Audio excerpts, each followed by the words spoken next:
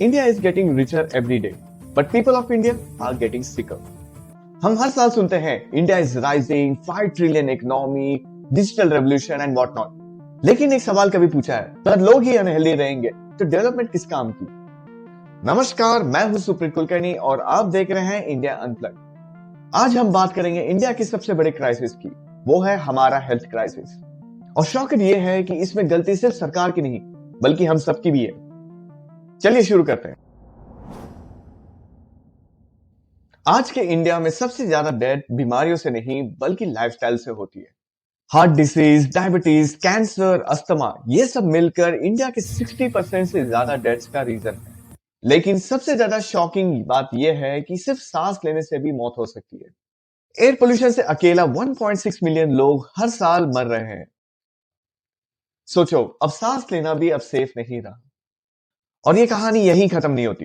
हर तीसरा Indian adult overweight है और हर दूसरी इंडियन वुमन एनीमिक, यानी हमारे खून में ऑक्सीजन ले जाने के लिए आयरन तक कम पड़ गया है। 21st सेंचुरी में जब दुनिया एआई और मास की बात कर रहे हैं, हम अभी भी आयरन डेफिशिएंसी से लड़ रहे हैं। ये सिर्फ हेल्थ प्रॉब्लम नहीं, ये हमारे देश का स्ट्रेंथ का भी सवाल है।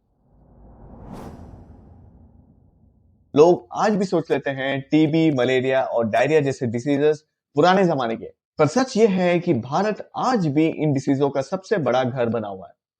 टीबी के लगभग हर साल 28 लाख न्यू केसेस रिकॉर्ड होते हैं और ये दुनिया का सबसे बड़ा नंबर है।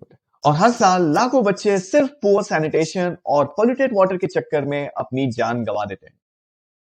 एक तरफ इंडिया के शहरों में प्रोटीन शेक और जिम मेंबरशिप पे लोग पैसा उड़ा देते हैं और दूसरी तरफ लोग आज भी गांव में शुद्ध पानी और न्यूट्रिशन के लिए लोग तरस रहे हैं।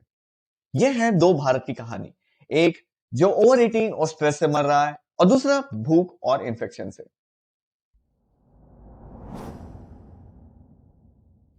अब बात करते हैं एयर पोल्यूशन के बारे में। क्या आप जानते हैं जो हवा हम रोज लेते हैं वो आज हमारे दुश्मन बन चुकी है। एयर पोल्यूशन सिर्फ लंग्स को नहीं, दिल, दिमाग और बच्चों के फ्यूचर्स तक को चोट पहुंचा रहा है।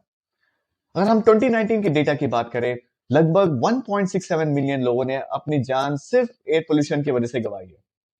अगर आपको इस प्रॉब्लम का डेटा ड्रिवन ब्रेकडाउन समझना है, हमने इस पर एक डिटेल वीडियो बनाया है, लिंक डिस्क्रिप्शन में है, जरूर देखिए।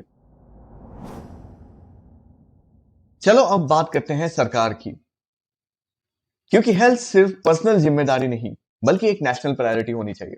पर रियलिटी देखिए, इंडिया सिर्फ 1.5% ऑफ जीडीपी खर्चा करता है हेल्थ पे, सिर्फ 1.5%। अगर हम इसको कंपेयर करते हैं यूके जो कि करता है लगभग 10%, चाइना करता है 5% और हम अभी भी 1.5% पे अटके हुए हैं। और हम परसेंटेज की बात कर रहे हैं, एब्सोल्यूट नंबर्स की नहीं। अगर इन पैरामीटर्स को कंपेयर किया जाए तो ये आंकड़ा और भी बड़ा हो जाएगा। रिजल्ट, पब्लिक हॉस्पिटल ओवरबर्डन है, रूरल पीएचसी में डॉक्टर्स नहीं और लोग मजबूर है प्राइवेट हॉस्पिटल जाने के लिए, जहां आउट ऑफ पॉकेट एक्सपेंसेस उनके लिए फाइनेंशियल डिजास्टर बन चुका है। पॉलिसीज तो है, जैसे कि आयुष्मान भारत, टीबी मुक्त भारत और पोषण अभियान, पर इनकी इंप्लीमेंटेशन कहीं फेल है या तो कहीं स्लो। लेकिन पिक्चर का दूसरा पार्ट और भी डार्क है। अब बात सरकार की नहीं, हमारी है, क्योंकि आज हम अपने खुद के हेल्थ के सबसे बड़े दुश्मन बन चुके हैं। सुबह से शाम तक चेयर पे बैठे रहना, जंक फूड को ट्रीट समझना, स्मोकिंग और ड्रिंकिंग को कूल लेबल करना, और ये सब मॉडर्न लाइफस्टाइल के बैजेस ऑफ प्राइड बन गए। फूड कंपनीज हमें ट्रैप करती है ग्लॉसी एड, शाइनी पैकेजिंग और इन्फ्लुएंसर के थ्रू। वो दिखाते हैं स्टाइल बट बेचते हैं स्लो पॉइजन, और हम हेल्थ को बोरिंग समझ के उसको इग्नोर कर देते हैं। आपने अक्सर सुना होगा फिटनेस के नाम पर एक्सक्यूजेस और जंक फूड के नाम पर निकलता है सिर्फ आज के लिए है। और जब हॉस्पिटल का बिल आता है तब कहते हैं डॉक्टर ने बचाया नहीं। अरे भाई, डॉक्टर से पहले प्रिवेंशन जरूरी है। सरकार ने सिस्टम फेल किया, लेकिन हमने अपने खुद के हैबिट से अपने आप को फेल कर दिया। चलिए अब बात करते हैं मेंटल हेल्थ की। इंडिया में आज भी मेंटल हेल्थ पे बात करना टैबू है। आज इंडिया में हर सातवां अडल्ट किसी ना किसी मेंटल डिसऑर्डर से जूझ रहा है। पर फिर भी हम डिप्रेशन को ड्रामा और एंजाइटी को वीकनेस कहकर इग्नोर कर देते हैं। आप जरा सोच के देखिए, दुनिया का सबसे बड़ा यूथ पॉपुलेशन हमारे पास है, पर यही यूथ अंदर ही अंदर टूट रहा है। अब सिर्फ 2023 की बात करें, इंडिया में 1.7 लाख डेथ हुई है सिर्फ सुसाइड से, और इनमें से भी सबसे ज्यादा केसेस 18 टू 30 इयर्स एज के बीच में है।